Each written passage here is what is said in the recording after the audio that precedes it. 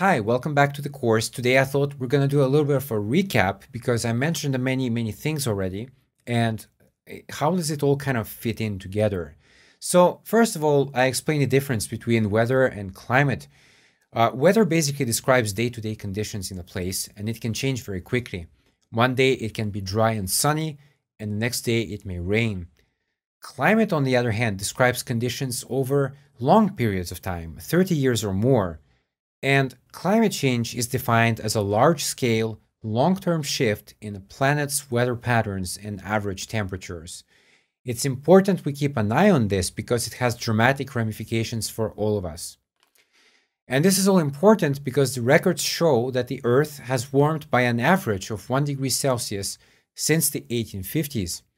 And while this may not sound like very much, consider a healthy human being with a temperature of 36.6, which is considered healthy, and a temperature of 37.0, which means that you're running a fever.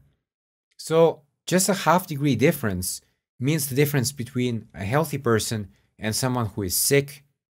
And just like humans, the climate is also extremely sensitive to tiny changes.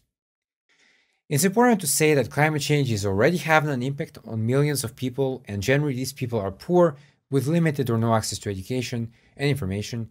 And the Western media tends to not focus on that very much because, come on, let's face it, the next Super Bowl is so much more important than millions of people suffering. And that's sarcasm, of course. Just want to make that clear. So, what are the effects that people are feeling right now? Well, there are a few. First of all, there are more frequent storms and floods. This is normal because on a warmer planet, there is more evaporation, which means there is more water in the atmosphere now, which comes down in greater volumes. And each time it seems the disasters are more devastating than the last.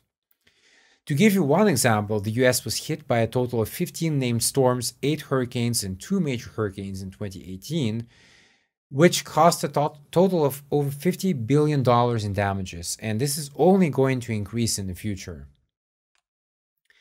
On the other side of the coin, you have more droughts, and because some areas are getting more moisture while others are getting drier, this is expected.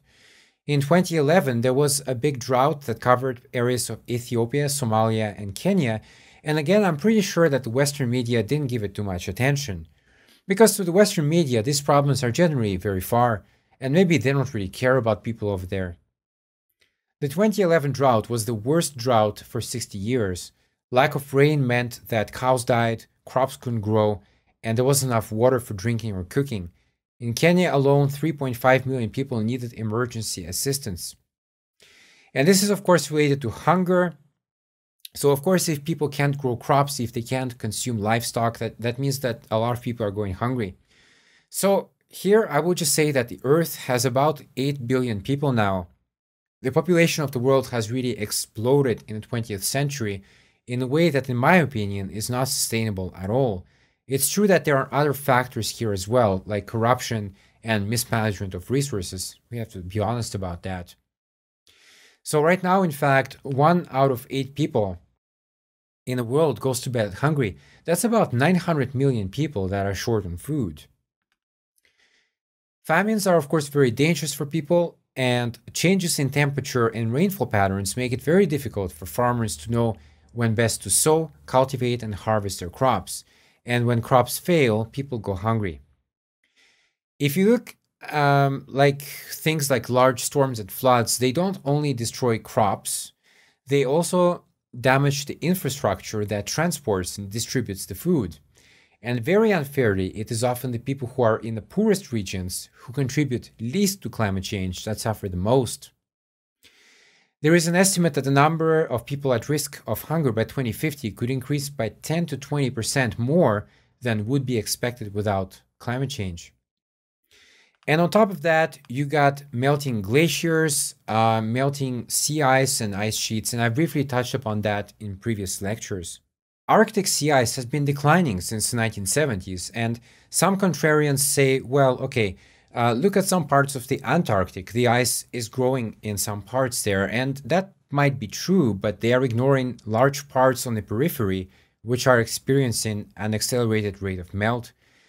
And this, of course, leads to rising sea levels. Some places are more susceptible than others. A good example in the US would be Florida, which is going underwater. But also places in Europe, like the Netherlands, that had to build huge seawalls to prevent water from coming in, as well as Venice, who have a floating barrier that costs a lot of money, by the way.